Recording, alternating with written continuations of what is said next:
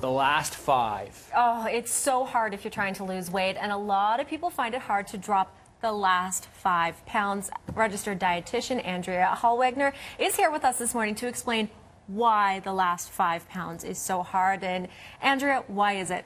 Well, you know, and of course we see people that are certainly trying to lose more, but they'll find that the closer you get to your body's natural set point, the harder it is to lose. And so if you've been, you know, on a weight loss journey for a long time, usually people will lose some weight off the get-go, and then it'll start to plateau and slow down. And that's just your body's natural reflex to getting to a place where it's wondering, why have we been constantly losing? Should I be slowing things down a little bit? And, you know, certainly a little trickier. It's so frustrating. So what can we kind of do? We change our nutrition? What do we do? You know, and nutrition is one thing that you could consider, but I want to let people know it's not certainly the only thing. We know people's weight is a result of so many things: genetics, age, hormone balance, stress levels, sleep levels. Nutrition and exercise are just 2 little pieces to the bigger puzzle when it comes to weight loss. Okay, so let's talk about food specifically. If I kind of go into the pantry, what should I be looking at food-wise? Okay, and so if you think, okay, well, there's probably some nutrition things that I could do to help, you know, speed along this weight loss thing. You want to think about either the amount of food and the types of food. So let's just start with the types of food. So, you know, think about if I was the dietitian and I came into your house, what would I be seeing? And are there things there that you'd be really proud to show me? Or are there things that you might be sort of like, oh, maybe I don't really want to open my pantry?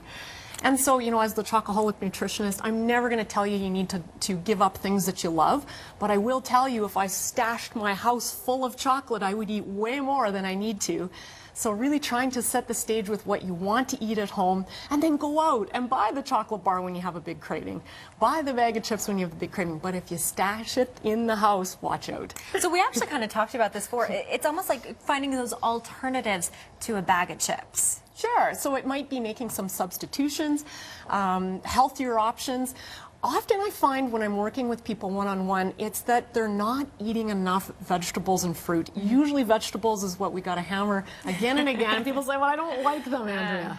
Yeah, I was just over snacking on snap peas earlier. I was impressed. That was good. That was snap peas a little bit sweet, better than celery. I like it. So, Andrea, I do want to get to the amount of food, because that's also an important thing, and I'm actually kind of amazed by all of this here. And if we start on the end, this is a side plate now.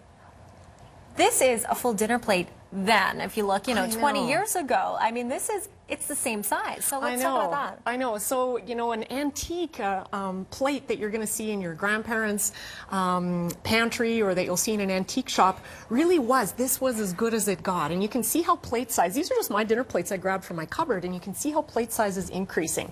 The idea when we're looking at those last 5 pounds, or anyone trying to lose weight, is we're trying to fill up our eyes first.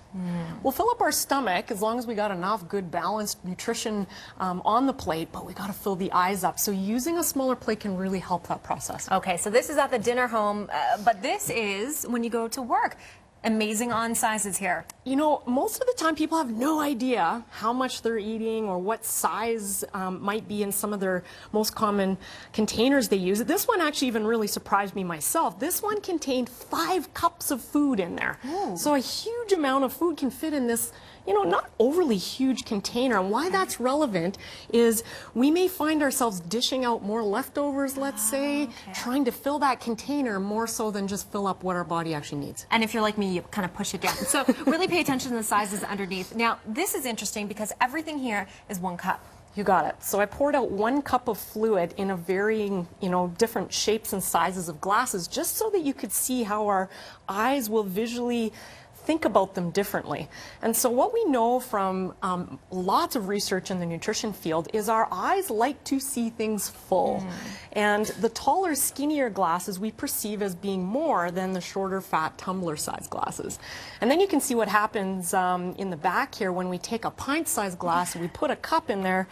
Most people, again, if we're drinking, you know, juice or pop or iced tea or milk, we'll just fill it to the top of the glass without really thinking about how much we need. Absolutely. So these are your water glasses. Okay. That's it. And last we have the cereal bowl, which also doubles as an ice cream bowl. Sure, you know, and I could have used any food: soup, chips, nuts. I use cereal just because it's an easy one to visually see, and again, you can see that just putting a cup of food, or whether we're talking about 2 cups of food, our eyes are going to see them differently depending on the size of the bowl.